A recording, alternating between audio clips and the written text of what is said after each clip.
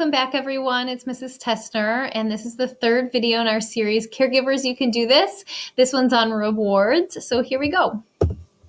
The first step in implementing rewards is making a plan. So first you're going to decide on how you're going to track positive behavior, whether it's putting a tally up for every time you see expected behavior, or using a star sticker chart, or giving out a token or a ticket. You're going to make sure to decide on that. And then next you're going to decide how often your child needs that positive feedback or reward. Some kids need that feedback every 5 minutes as they're working towards a reward. And some just need a reward or incentive kind of randomly once a week. So it really depends on your own kid. But make sure also to be realistic about what you can be really consistent about and timely about, because you want to make sure you're getting them that feedback and reward really quickly. So just be realistic. If you have to revise your plan, make sure that you're thinking about that early on. And then also make sure that your kid is going to start out successful. So you're going to want to set an expectation that you know they're going to be able to meet. Maybe you're looking for them to meet a greater expectation down the road, but you might want to put some smaller steps in between so that they get an incentive right away. That's the goal. If they feel some amount of success and get an incentive, they're going to be really motivated to keep trying. The next step is choosing reward options. So there are a few different types of reward options. We talk about tangible rewards. It's like a snack or a treat or something special that they can have. Maybe a toy or even little trinkets or collectible cards. Those are the kinds of things that some kids really love to work towards. Other kids really want attention. They want some positive recognition.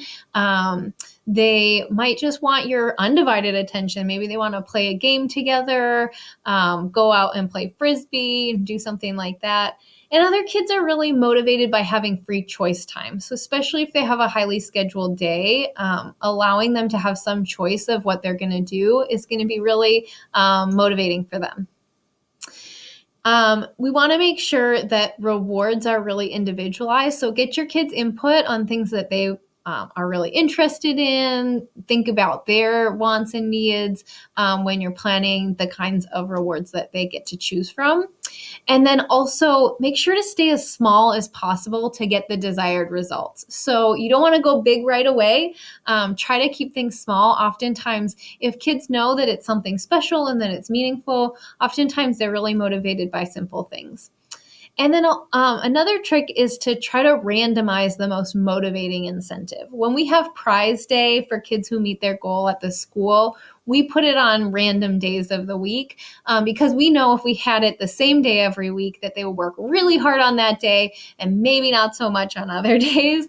And so we want to make sure that they're putting their best into every single day, and that we find that it's most motivating to randomize those incentives to keep them working hard.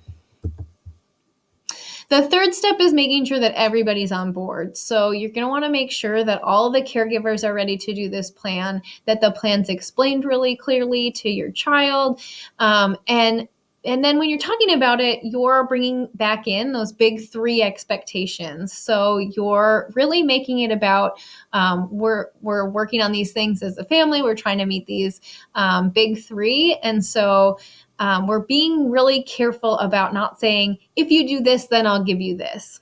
Right? We're instead making it about, remember what we're working on. We're working on these bigger values. How do we show that?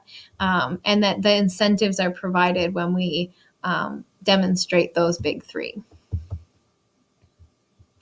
And the last step is following through. So we want to deliver rewards as quickly and as often as we have planned, because that just builds trust in this plan. And so that keeps kids motivated to sticking to the plan. So make sure you have everything on hand before you start so that following through is just really easy to do. And the last part of it is just enjoying the win-win of positive reinforcement together. You can get really creative with your rewards and have some really fun memories together. Enjoy that time to celebrate your kid and their accomplishments, and just enjoy celebrating those things together.